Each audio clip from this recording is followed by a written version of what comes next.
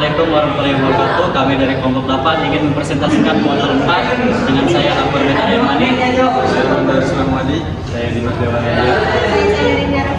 Saya dari Saya akan menjelaskan materi dari modul keempat, section 0 dan section 1. Kenapa 2? Karena ini jumlah orang dalam kelompok dan jumlah sectionnya itu lebih banyak di jumlah sectionnya. Jadi saya ngambil 2 section, yaitu 0 dan 1. Oke. Nah, di sini saya akan mempresentasikan materi tentang physical layer di modul keempat ini. Nah, physical layer adalah layer paling bawah dalam model OSI dan menjadi bagian dari network access layer di model TCP/IP. Tanpa physical layer, tidak akan ada jaringan sama sekali. Nah, sebelum komunikasi jaringan apapun bisa terjadi, perangkat harus terlebih dahulu memiliki koneksi fisik ke jaringan lokal. Ada 2 jenis koneksi fisik yang umum digunakan. Yang pertama adalah wired connection atau koneksi berkabel, di mana data ditransmisikan melalui kabel fisik. Contohnya di lingkungan perkantoran, komputer karyawan terhubung ke switch menggunakan kabel Ethernet, gitu. Lalu yang kedua adalah wireless connection, di mana data ditransmisikan menggunakan gelombang radio. Nah, perangkat wireless seperti laptop, tablet, dan smartphone itu harus terhubung ke wireless access point atau wireless router untuk bisa mengakses jaringan. Nah, itu dia biasanya ada di lingkungan sekitar, kayak di rumah maupun kantor.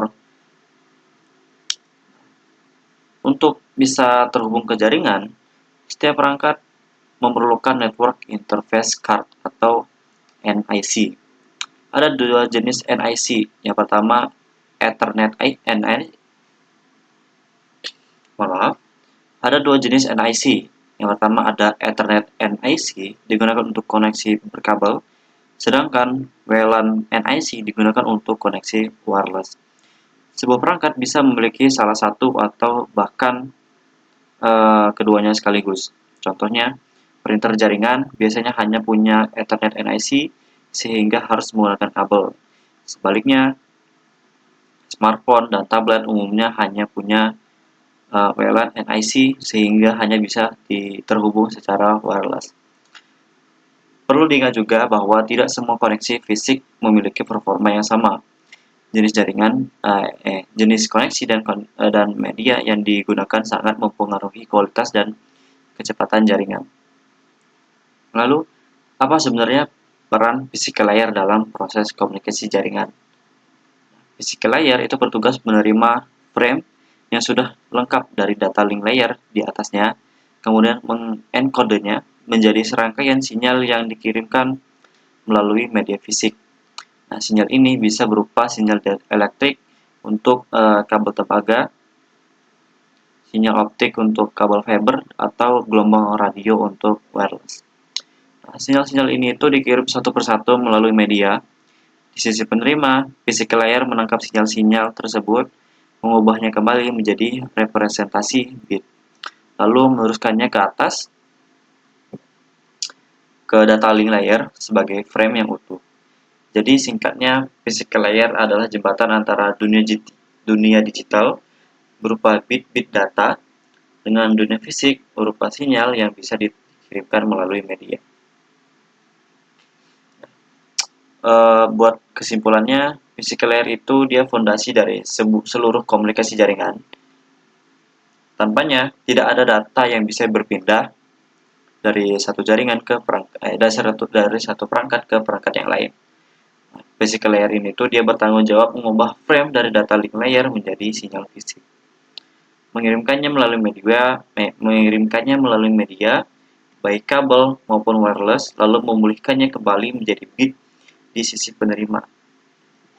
Sekian dari saya untuk penyampaian materi dari modul keempat, section 0 dan section 1. Di sini saya ingin melanjutkan 2.4 yaitu physical layer characteristics atau karakter lapisan fisik pada model OSI. Nah, materi ini mencakup standar physical layer, komponen fisik, encoding, signaling, bandwidth, serta istilah yang berkaitan dengan bandwidth.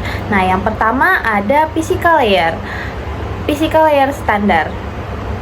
Nah, physical layer merupakan lapisan paling bawah pada model OSI yang bertugas mengirim data dalam bentuk bit melalui transmisi. Nah, berbeda dengan lapisan atas yang lebih banyak menggunakan perangkat lunak. Nah, physical layer ini lebih berhubungan dengan perangkat keras seperti kabel, konektor, dan sinyal.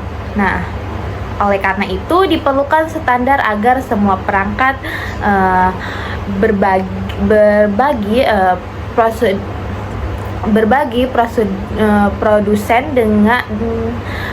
produsen dapat bekerja dan berkomunikasi dengan baik.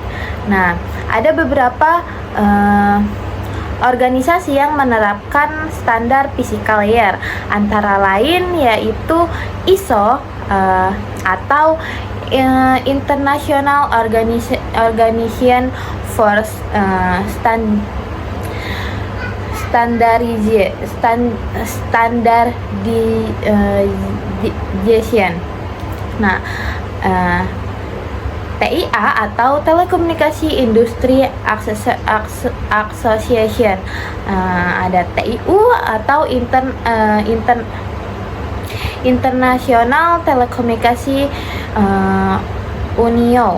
Union, ada juga ANESI, ada juga IEE. Nah, serta badan regulasi telekomunikasi seperti VCC dan ETC.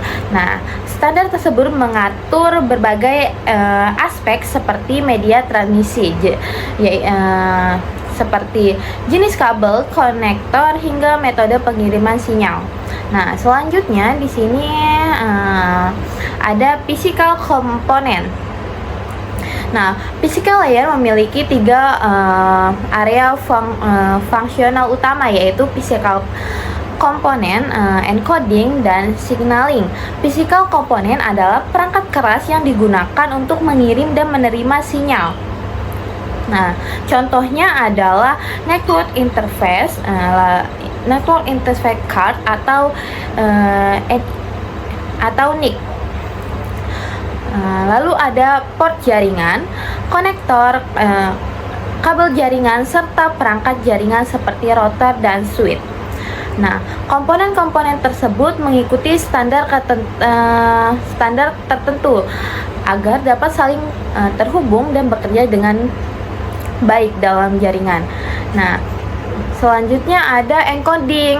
Encoding ini merupakan proses mengubah aliran bit data menjadi pola kode.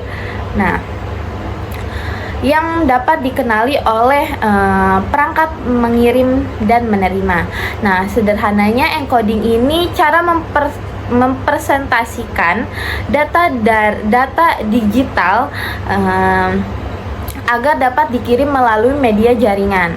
Nah, contoh encoding yang cukup dikenal adalah Mancassette encoding. Pada metode ini bit 0 dipresentasikan dengan perubahan tegangan dari tinggi rendah, sedangkan bit 1 dipresentasikan dengan perubahan tegangan dari rendah ke tinggi. Metode ini pernah digunakan pada Ethernet dengan kecepatan 10 Mbps. Untuk kecepatan yang lebih tinggi digunakan metode encoding yang lebih kompleks seperti 4 bit sampai 5 bit pada Ethernet. Pada Ethernet 100 Mbps dan 8 bit /10 pada Ethernet 1000 Mbps. Selanjutnya adalah signaling. Setelah data encoding, physical layer harus mengubah data tersebut menjadi sinyal. Nah, yang dapat dikirim melalui media jaringan. Proses ini disebut signaling. Signaling merupakan cara mempresentasikan angka 1 dan 0 dalam bentuk sinyal listrik, sinyal cahaya atau gelombang radio. Nah, pada kabel tembaga, data dikirim menggunakan sinyal listrik. Pada kabel fiber optik, data dikirim menggunakan cahaya. Sedangkan pada jaringan nirkabel atau wireless, data dikirim menggunakan gelombang radio. Jadi, meskipun media yang kita gunakan berbeda, tujuannya tetap sama, yaitu mengirim informasi dalam bentuk bit dari pengirim ke penerima.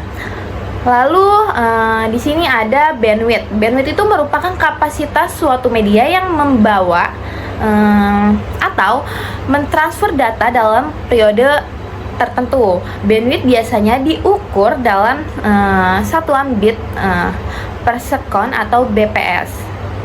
Nah, semakin besar bandwidth, maka semakin banyak data yang ditransmisikan dalam bentuk detik. Satuan bandwidth yang umumnya digunakan yaitu ada kilobit per second atau KBPS, megabit per second atau MBPS, lalu gigabit per second atau GBPS, lalu terabit per second atau TBPS. Nah, kita perlu memahami bahwa bandwidth bukanlah kecepatan perjalanan bit, melainkan data yang dikirim setiap detiknya. Nah, bandwidth ini dipengaruhi oleh beberapa faktor. Nah, seperti jenis media fisik yang kita gunakan, lalu teknologi jaringan yang dipakai, serta kemampuan perangkat dalam mengirim data dan menerima sinyal. Lalu ada bandwidth terminologi. Nah, ada 3 istilah yang penting yang berkaitan dengan bandwidth, yaitu latency, throughput, dan goodput. Yang pertama ada latency. Latency ini merupakan waktu yang dibutuhkan data untuk berpindah dari sumber tujuan dari sumber tujuan. Lalu semakin besar latensinya, maka semakin lama juga waktu yang dibutuhkan data untuk sampai ke tujuan kita. Latensi juga dapat disebabkan oleh jarak, jumlah perangkat jaringan yang dilewati, maupun proses pengolahan data dalam jaringannya. Lalu ada throughput. Throughput ini Throughput ini merupakan jumlah data yang benar-benar berhasil ditransfer dalam periode waktu tertentu. Nah, nilai throughput biasanya lebih rendah dibandingkan bandwidth. Nah, karena dipengaruhi oleh berbagai faktor seperti kependapatan lalu lintas jaringan, jenis data yang dikirim, dan keterlambatan yang terjadi selama proses transmisi. Nah, dengan kata lain, bandwidth yaitu kapasitas maksimal, sedangkan throughput adalah performa nyata yang diperoleh pengguna.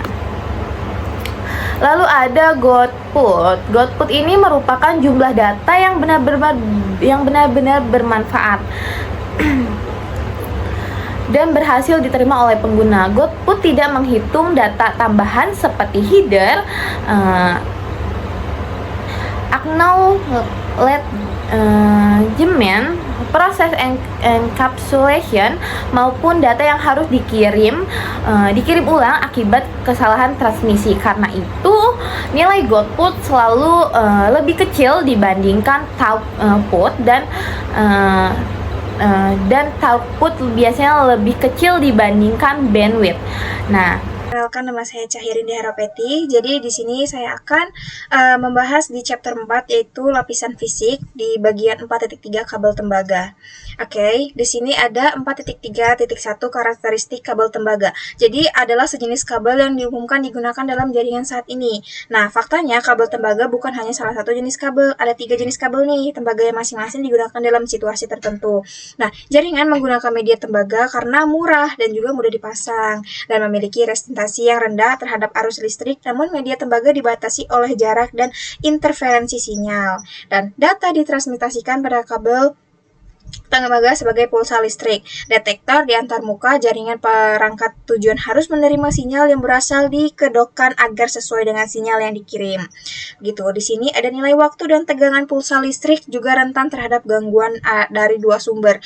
Yang pertama ada interferensi elektromagnetik, yaitu atau EMI atau interferensi frekuensi radio atau RFI, yaitu sinyal MI dan RFI dapat mendistorsi dan merusak sinyal data yang dibawa oleh media tembaga. Sumber potensial MI dan RFI termasuk gelombang radio dan perangkat elektromagnetik seperti lampu neon atau motor listrik.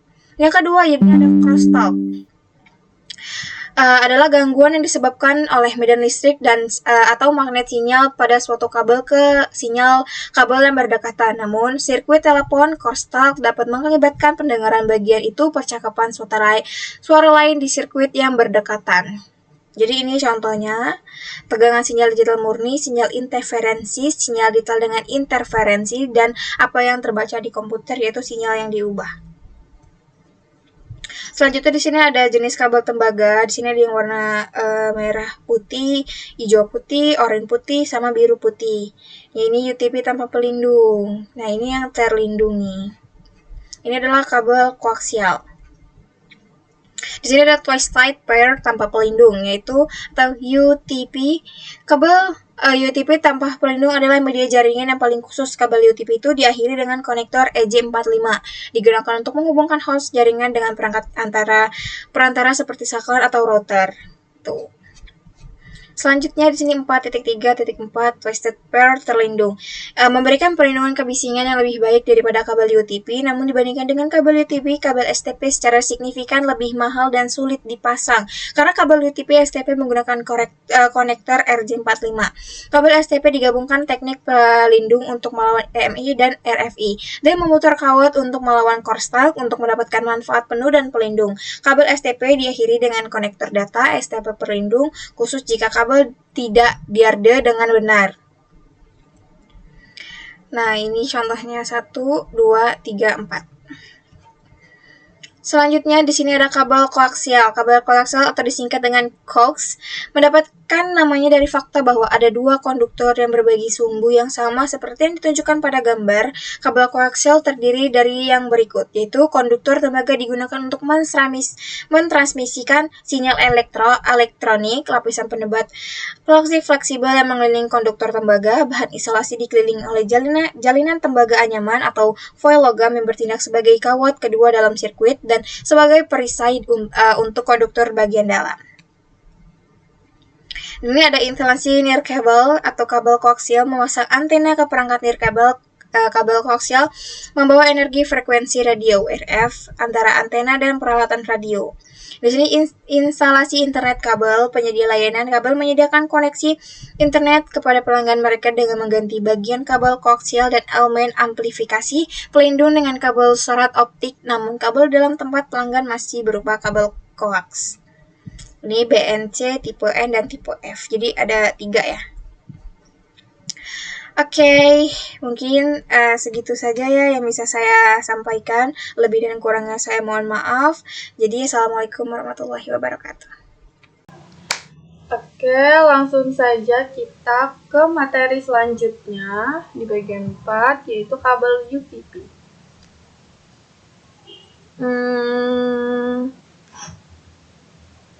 Saya mau nanya deh, kenapa UTP itu tidak pakai pelindung logam? Kenapa ya? Kan tidak ada pelindung logam gitu.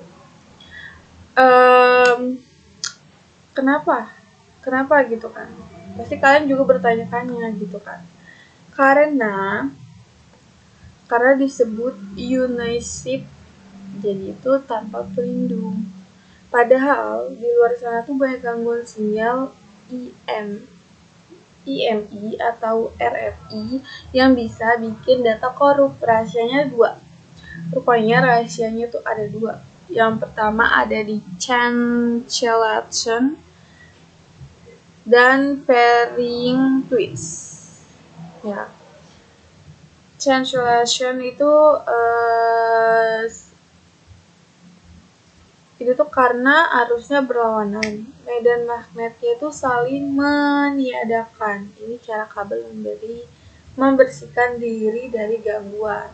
Kalau untuk pairing the twins itu ini disengaja, tujuannya supaya sinyal tidak bocor atau menyeberang ke kabel sebelah yang kita sebut crosstalk. Itu. Lanjut ke bagian 2, yaitu kendali kategori kabel, pengembangan teknologi. Kabel UTP itu punya kelas atau kategori, atau bisa disebut CAT. Semakin tinggi angkanya, semakin tinggi kemampuan membawa datanya. Kalau untuk CAT 5, kategori 5, untuk kategori 5E, ini standar minimal sekarang, sudah bisa 1 Gbps. Terus kalau untuk CAT 6, bedanya di dalamnya ada pemisah plastik atau separator. Ini membuat sinyal lebih stabil untuk kecepatan sampai 10 Gbps. Untuk CAT 8, ini sudah monsternya kabel UTP. Bisa sampai 40 GB, biasanya dipakai di data central. Oke. Ini untuk contoh kabel-kabel CAT-nya. Untuk di bagian 3, terminal dan standar warna. Ini ya.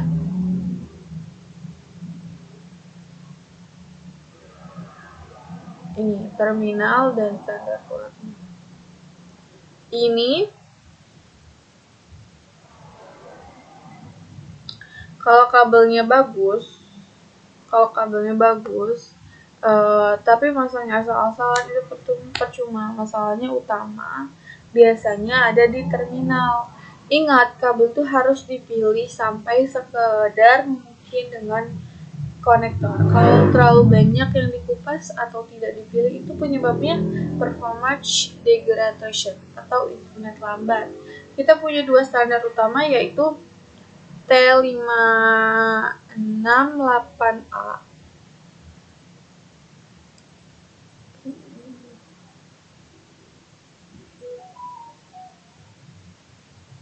ya, T568A dan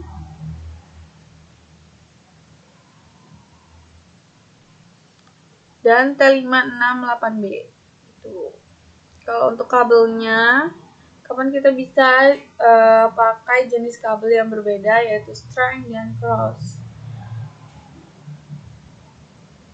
Jadi kalau untuk string itu digunakan untuk alat yang berbeda fungsi, contohnya komputer host ke switch atau switch ke router. Ini yang paling sering kita pakai.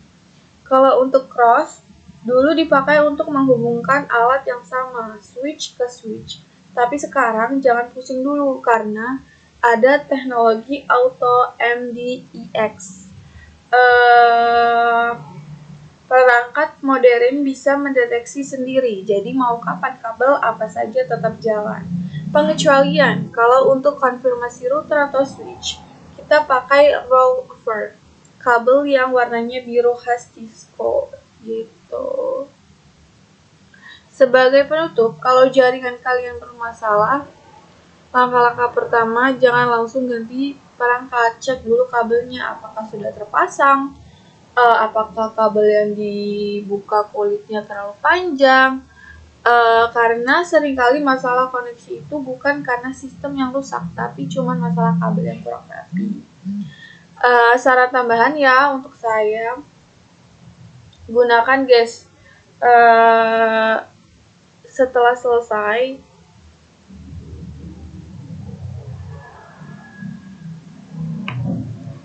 selesai mengkripping kabel, itu kita cek dulu ke alat pengecekan kabel. Gitu. Baiklah, selesai penjelasan saya di materi chapter 4, di materi keempat juga. Jadi, saya lanjutkan ke teman saya. Perkenalkan, nama saya Dimas Dewananda. Saya berasal dari kelas 2B dengan nomor NPM 2578237, yang dimana di sini saya akan melanjutkan penjelasan dari teman saya. Dan kali ini saya akan membahas bagian 4.5 tentang fiber optic cabling, yang dimana fiber optik adalah media transmisi yang menggunakan cahaya untuk membuat atau membawa data melalui serat kaca atau plastik yang sangat tipis. Prinsip kerjanya adalah pemantulan total internal sehingga cahaya tetap berada di dalam inti serat dan bisa dikirimkan dengan kecepatan skala tinggi. Ada dua jenis cara utama fiber optik. Yang pertama, ada single mode, yang dimana fiber dengan inti kecil cocok untuk jarak jauh dan kecepatannya tinggi. Yang kedua ada multimode, yang dimana fiber dengan inti lebih besar cocok untuk jarak pendek dengan biaya yang lebih rendah. Keunggulan fiber optik sendiri adalah bandwidth besar, tahan interferensi, aman, dan jarak transmisinya panjang. Namun ada beberapa kelemahannya, yaitu adalah biaya yang lebih mahal, pemasangan lebih rumit, dan kabelnya lebih rapuh.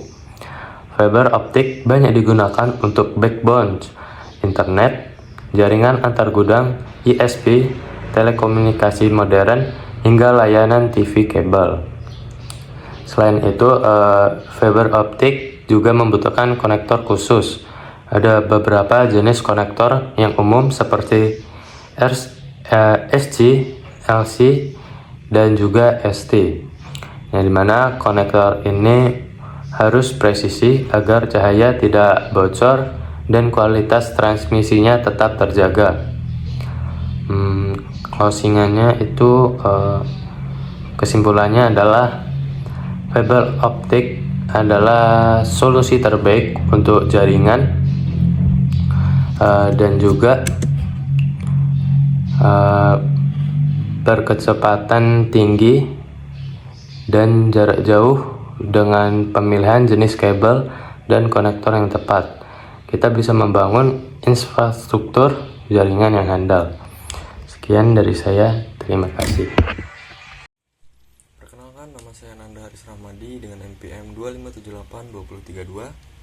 Di sini saya akan menjelaskan bagian saya, yaitu di 4.6 media nirkabel. Di sini saya akan jelaskan media nirkabel adalah definisi cara ketiga untuk terhubung ke lapisan fisik jaringan setelah tembaga dan serat optik, teman-teman. Lalu cara kerja di sini yaitu membawa sinyal elektromagnetik yang mempresentasikan angka biner menggunakan frekuensi radio atau gelombang mikro. Kelebihannya yaitu dia menyediakan pilihan mobilitas terbesar dan jadi cara utama penggunaan terhubung ke jaringan rumah serta perusahaan. Kita lanjut ke 4.6.1, yaitu sifat-sifat media nirkabel. Nah, sifat-sifat media nirkabel ini ada 4 keterbatasan utamanya, yaitu area jangkauan. Area jangkauan itu bagus di lingkungan terbuka, tapi jika jangkauan terbatas kalau terhalang bahan konstruksi bangunan, beton, tembok, dan medan setempatnya yang menutupi sinyal-sinyal untuk masuk. Terus gangguannya rentang terganggu intensif oleh perangkat rumah tangga kayak telepon nirkabel, terus lampu neon dan oven microwave. Keamanannya, sinyal menyebar di udara bebas tanpa media fisik, jadi gampang diakses pengguna, tidak berwenang. Keamanan jaringan adalah komponen utama administrasinya. Lalu yang terakhir ada media bersama. WLAN beroperasi dalam mode half duplex. Hanya satu perangkat yang bisa kirim atau menerima data bergantian. Karena media dibagi ke semua orang, makin banyak pengguna yang akses secara bersamaan, bit switch per pengguna bakal turun. Kita lanjut ke 4.6.2, yaitu jenis-jenis media nirkabel. Ada 4 standar utama yang perlu dijelasin teman-teman, yaitu yang pertama ada Wi-Fi. Nah, ini teknologi WLAN yang pakai protokol CSMA atau CA. Artinya perangkat harus mendengarkan dulu kalau saluran radio kosong, baru sinyal dikirim biar nggak tabrakan. Lalu ada Bluetooth, standar WPN, jaringan personal, jarak pendeknya itu 1-100 meter, yang menggunakan proses pemasangan pairing perangkat. WiMAX menggunakan topologi point to multipoint untuk menyediakan akses board nirkabel jarak jauh. Lalu yang terakhir ada Zigbee. Ini ditunjukkan untuk laju data rendah, daya rendah, jarak pendek, tapi masa pakai baterai lama, cocok buat IoT dan industri. Lalu kita lanjut ke 4.6.3, yaitu jaringan LAN nirkabel. Di sini ada access point atau AP nirkabel berfungsi memutuskan sinyal nirkabel dan penggunaan untuk dihubungkan ke jaringan nirkabel seperti Ethernet di rumah atau usaha kecil. Fungsi router, switch, dan AP biasanya sudah digabung jadi satu perangkat. Contohnya di modul Cisco yang Meraki MX64 kalau nggak salah, dan MX64 ya, MX64W kalau nggak salah. Lalu ada adaptor NIC nirkabel, komponen atau chipset pada perangkat host, laptop atau HP agar bisa berkomunikasi secara nirkabel. Jadi kesimpulannya, LAN itu hemat biaya, kabel dan mobile, tapi administrator wajib menerapkan kebijakan keamanan yang ketat.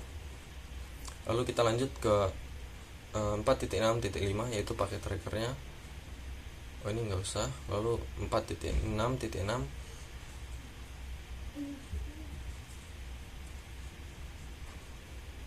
oh ini. Kalau 4.6.6 ini lab ya. Di bagian pertama lab ini untuk mengidentifikasi dan bekerja dengan komponen NIC dan PC. Lalu di bagian kedua ini mengidentifikasi dan menggunakan ikon jaringan yang ada sistem try. Seperti itu. Sekian presentasi dari kami dari modul 4. Ya, kami akhiri. Wassalamualaikum warahmatullahi wabarakatuh.